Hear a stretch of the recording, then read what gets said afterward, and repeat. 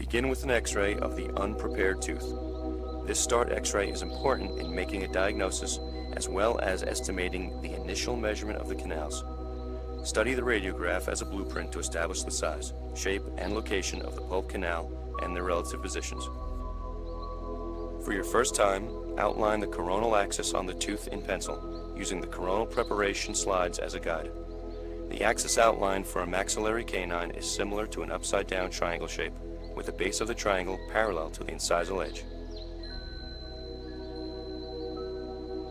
Using a high-speed Fisher burr or round burr held perpendicular to the lingual surface, cut just through the enamel in the center of the pencil-marked area. Do not force the burr.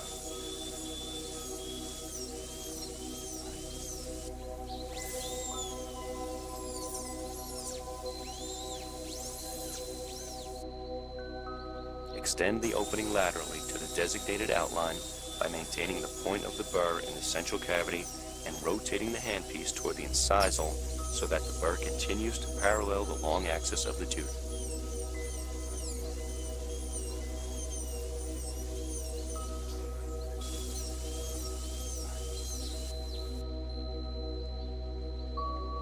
With a low-speed long shank, number 4 or number 6 burr, depending on the size of the pulp chamber, make a cut with the long axis of the tooth and cut directly through the dentin into the large pulp horn, or the largest area of the pulp chamber.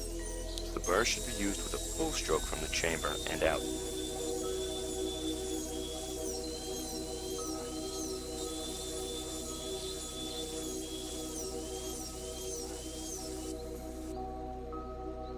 Use the Endodontic Explorer to check for the canal.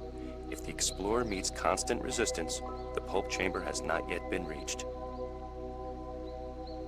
Continue drilling apically through the dentin. You will feel a slight drop as the burr breaks through the roof and drops into the pulp chamber.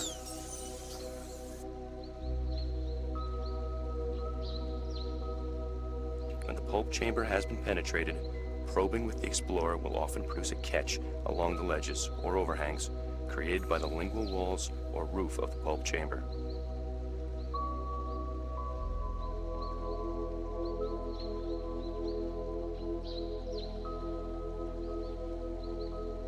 Expand the coronal cavity access slightly. Avoid perforating the floor of the pulp chamber.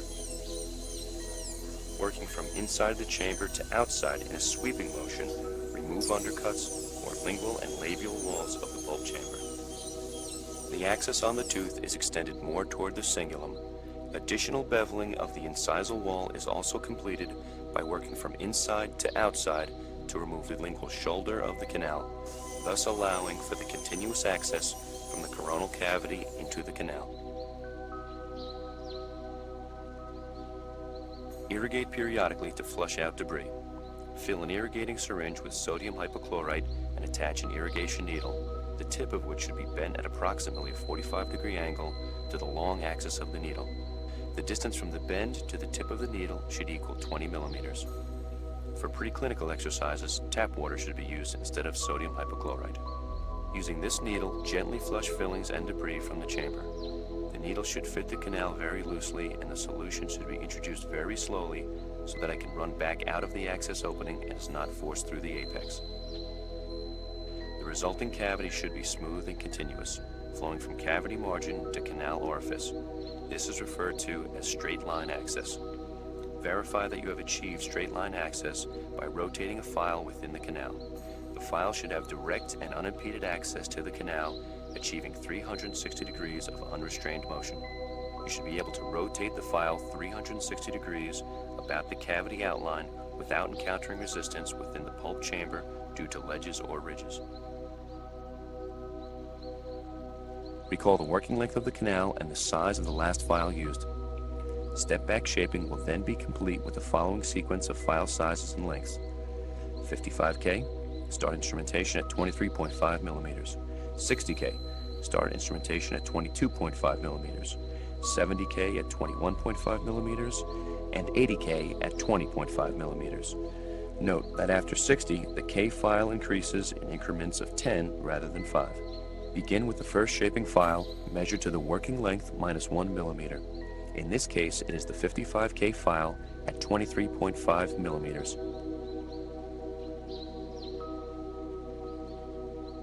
Shape the canal using a combination of reaming and filing actions within the canal, similar to the combination used in cleaning.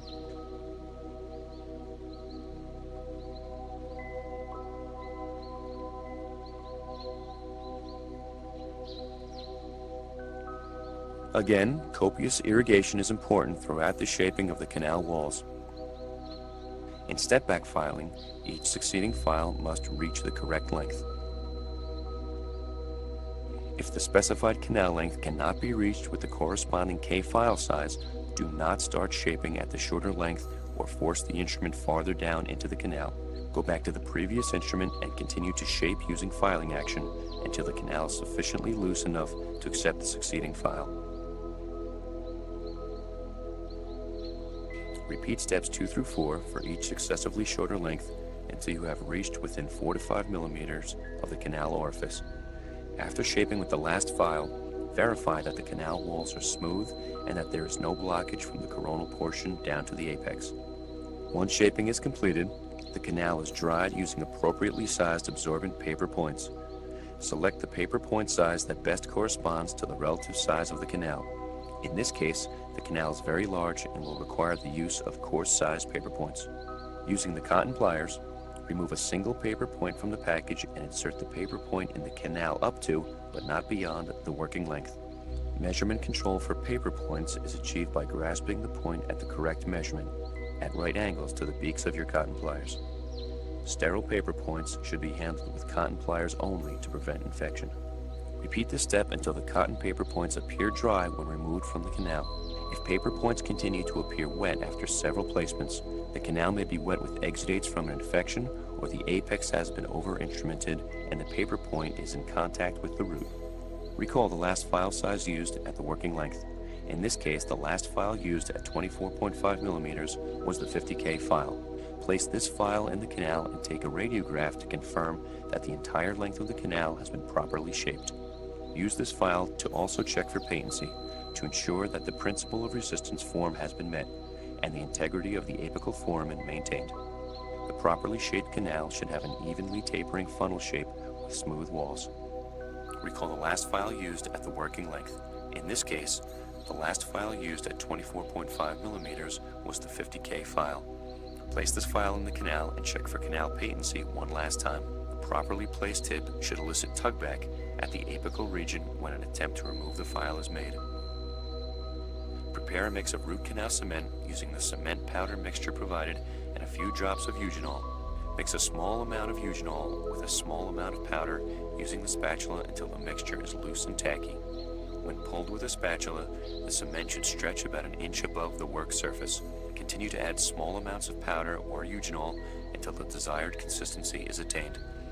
When fully mixed, the cement should be smooth and homogeneous in texture, not grainy.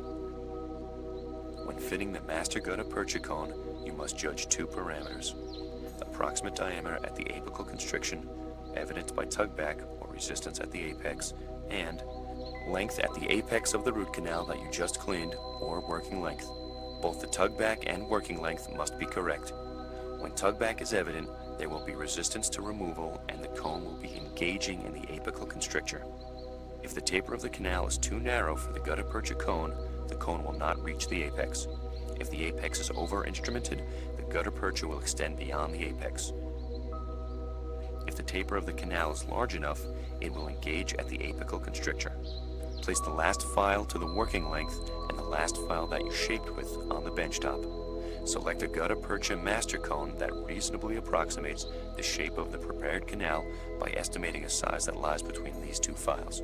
Using cotton pliers, remove a single gutta percha cone from the package and measure the cone to the working length. Remember, sterile gutta percha cones should be handled with cotton pliers only to prevent infection. Place the gutta percha cone in the prepared canal up to the measured working length. If the point binds before reaching the measured length, select a thinner point. If the tip goes to measurement but does not elicit tugback, cut away 1 millimeter from the tip of the cone and try again. Continue to cut away the tip and try the cone again until tugback is achieved at the working length. Remember how much you cut away at the tip. You will have to cut this amount away for each subsequent cone that you use in filling the canal.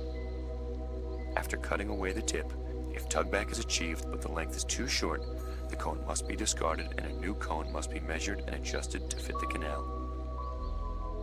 When the tip of the cone binds exactly at the working length and offers resistance to withdrawal or tugback, check the working length once more to verify that the measurement is correct. Remember, both the tugback and working length must be correct. With the gutta percha cone fitted in the canal, take a radiograph to confirm fit of the master cone. Once the master gutta percha cone is fit, the canal is ready to be filled using the lateral condensation technique. Begin by placing the cement into the canal using the last working length file. Cover the file with cement and place it into the canal. Use the file to line the walls of the canal circumferentially, distributing the cement on the walls of the canal evenly, 2 or 3 times.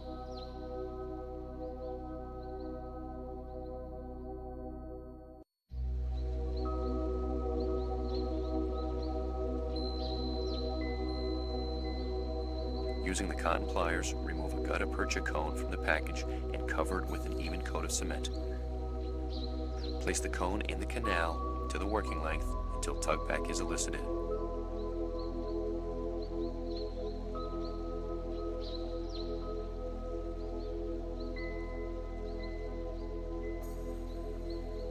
Extrusional cement may be witnessed with the unmounted teeth.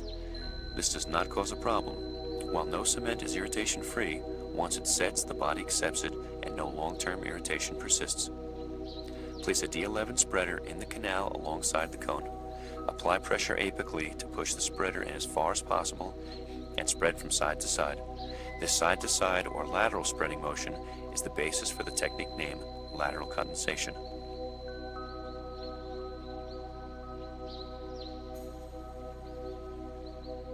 The D11 spreader is available in both titanium and stainless steel. The stainless steel spreader may be used for straight canals. For curved canals, the more flexible titanium spreader should be used. Stainless steel finger spreaders may also be used. Remove the spreader and heat the long end Glick No. 1 instrument in the Bunsen burner flame. Place the heated Glick No. 1 in the canal to the floor of the pulp chamber and move the instrument side to side, heating off the protruding gutta percha. If the instrument is not hot enough, some of the gutta percha may be left behind. The instrument should be reheated and the rest of the gutta percha removed.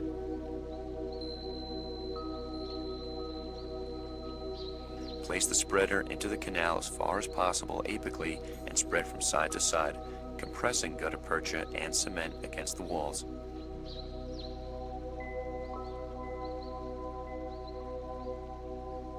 Repeat steps 13 through 17 using accessory gutta percha cones until there is no more room in the canal for additional gutta percha. Do not place an accessory cone with a diameter larger than the remaining apical end of the canal. The cone will not fit to the end, and this can create gaps in the filling.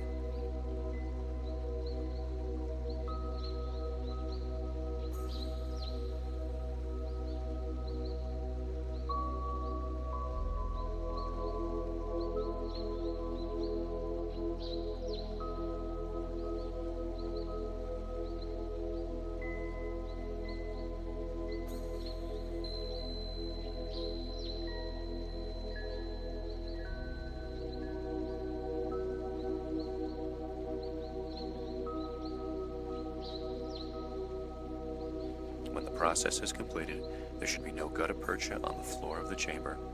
Gutta percha should be placed in the canal only and should not extend into the pulp chamber. Use cotton to remove any remaining cement from the inside of the chamber.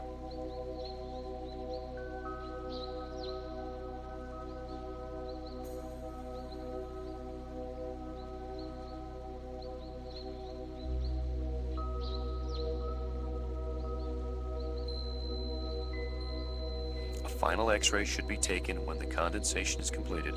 In the clinic, a final X-ray is taken without the rubber dam in place and with a final or temporary restoration in place on the tooth. Clinically, it is possible to take a radiograph only in a buccolingual direction. However, in the pre-clinic, X-rays should be taken in both the buccolingual and mesiodistal direction. This will enable complete visualization of the root canal fill. Develop your radiograph.